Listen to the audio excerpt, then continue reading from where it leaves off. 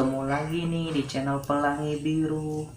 Sebelum ke temanya, seperti biasa ya, jangan lupa memakai masker, menjaga jarak, dan mencuci tangan. Kali ini saya mau membahas tentang cara ngetes keris emas. Ngetesnya bukan ngetes yang non fisik ya, kita ngetes yang secara fisiknya ya. Dan saya akan kasih penjelasan tentang keris emas juga sedikit. Jadi kalau misalkan banyak nih orang yang bilang kalau misalkan cara ngetes keris emas itu digosok aja ke ke kertas atau dikasih cairan, nanti lihat tuh akan berubah jadi hitam atau hijau atau segala macam. Itu nggak bisa seperti itu. Yang namanya kita ngetes emas itu ya harus di toko emas atau orang yang memiliki kemampuan untuk mengetahui itu ke emas atau bukan. Karena banyak juga yang terjadi itu tuh dia lapisannya perunggu atau perak, tapi sama dia itu disepuh emas, dikasih emasnya sedikit gitu loh. Jadi pas ketika melakukan tes secara yang memakai kertas atau pakai apalah itu, ya jatuhnya kerisnya itu keris emas, padahal itu keris hanya di kayak seperti disepuh seperti itu. Beda hal kalau misalkan kita melakukan tes saya itu di toko emas, yaitu dikerok keris itu kayak gitu. Nih kebetulan saya masih ada satu, ini dikainin gini biar dia nggak copot, soalnya dia kerisnya ini longgar seperti itu. Nah, ini keris Kinata emas asli ya. Ini emasnya emas asli, emasnya emas muda ya. Nah ini cara ngetesnya gimana bang? Ini sudah saya bawa ke toko emas ke 3 tempat yang berbeda. Dia melakukan penggosokan tuh di sini satu, terus di bawah sini, sama di sini tuh. Terus sama si toko tuh digosok sama dia. Habis itu nanti dia baru tahu tuh ini asli emas atau bukan. Dan ini asli emas, emasnya emas muda. Kalau nggak salah 30 karat ya, emas muda itu ya. Pokoknya emas muda deh, saya lupa banget nih. Saya udah cukup lama seperti itu. Pernah ada orang Solo, ada orang Bandung bilang kalau ini keris mainan.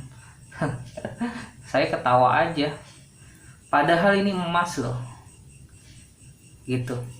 Di sini saya kasih penjelasan ya, yang dinamakan keris mainan itu keris yang dicetak, ini sedangkan ditempa. Perbedaannya itu seperti ini.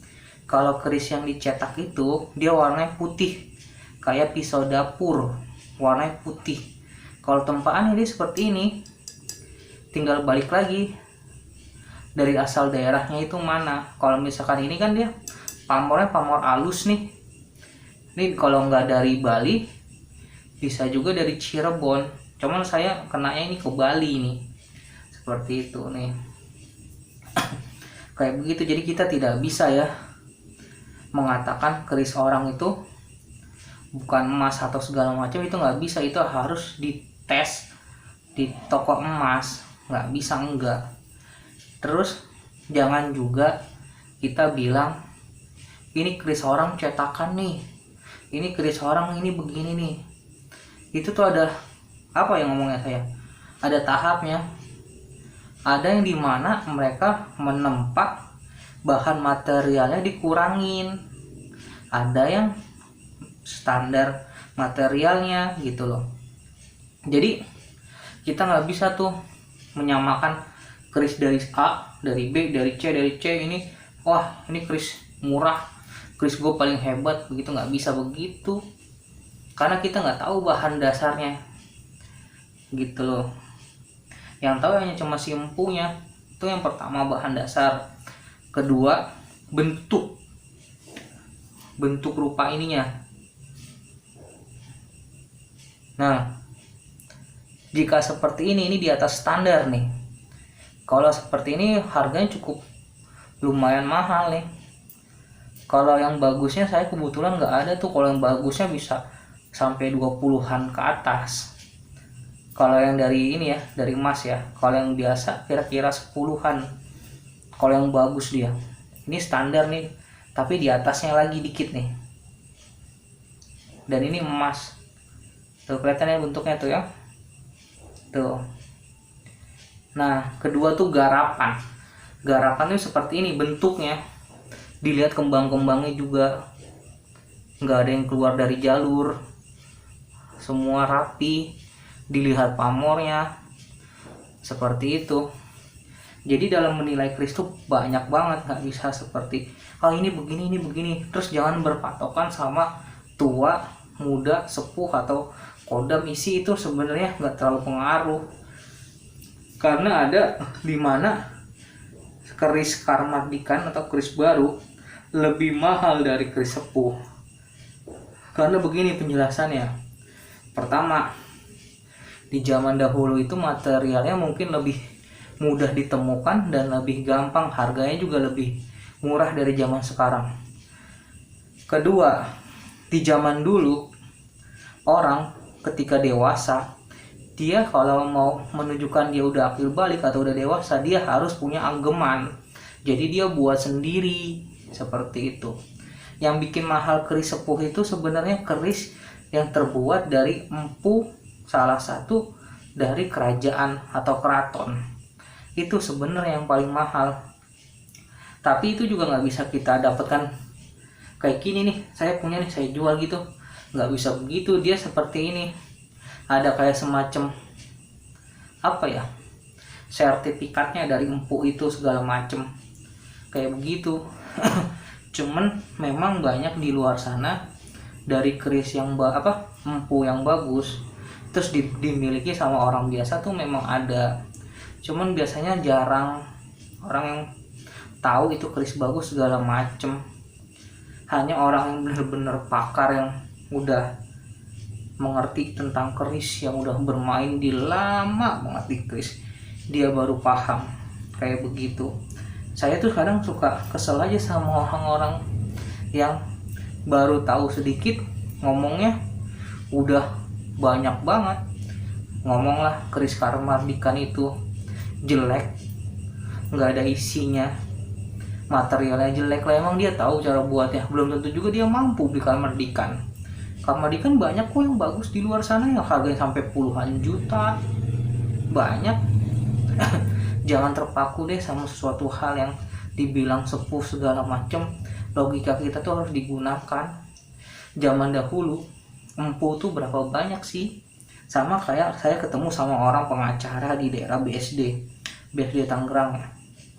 Dia punya keris, kalau nggak salah saya keris apa ya, liuknya 5. Itu bahan besinya ini kalau di sedikit di center sedikit tuh agak kebiruan. Dia beli kalau nggak salah saya 100 juta berapa gitu, itu dia beli ya. Terus nggak lama saya ngobrol nih sama teman-teman kan, sama temen lah, jangan sama teman-teman, temen aja lah kayak gitu. Habis itu temen ngomong gini, gua ada nih kata dia, harga cuma 1 juta, lu mau? Pas saya lihat, mana iya bener biru-biru begitu lah. Nah itulah banyak yang terjadi di keris ini, sama kayak kejadian pas ketika zaman batu dahulu kayak begitu, yang pas sempat menggemparkan Indonesia, banyak permainan. Kita ngomong gitu. Jadi jangan disamakan ya. Dan seperti saya bilang tadi, salah satu yang paling benar ngetes keris emas itu ya ke toko emas. Karena saya pernah ditawarkan harga, gak nyebutin harganya, pokoknya harga murah banget, seharga handphone baru. Dia bilang nih asli emas bang, kata dia. Saya lihat garapannya, maaf ngomong ya, kurang baik, kurang bagus. Terus dia bilang ini asli emas. Saya hitung-hitung nih, kalau misalkan ini asli emas nggak mungkin harganya semurah itu. Kata dia bisa dites kok bang, pakai ini, pakai cairan ini, terus pakai kertas begini-gini. Akhirnya saya tolak karena saya nggak mau ngambil resiko. Soalnya ada teman saya beli 20-an juta, dikirim ternyata perak, jadi di lapis emas kayak begitu. Jadi kalau untuk keris emas lebih baik kita melihat langsung, ngetes langsung kayak begitu. Jadi jangan terlalu jangan terlalu percaya atau yakin itu keris emas. Kita harus melakukan sebuah pengetesan dulu. Saya tuh sempet gimana ya, bingung saya juga ngejelasinnya. Mudah-mudahan jelas ya, konter kepanjangan, kasihan yang nontonnya. Oke, sampai ketemu lagi di tema selanjutnya.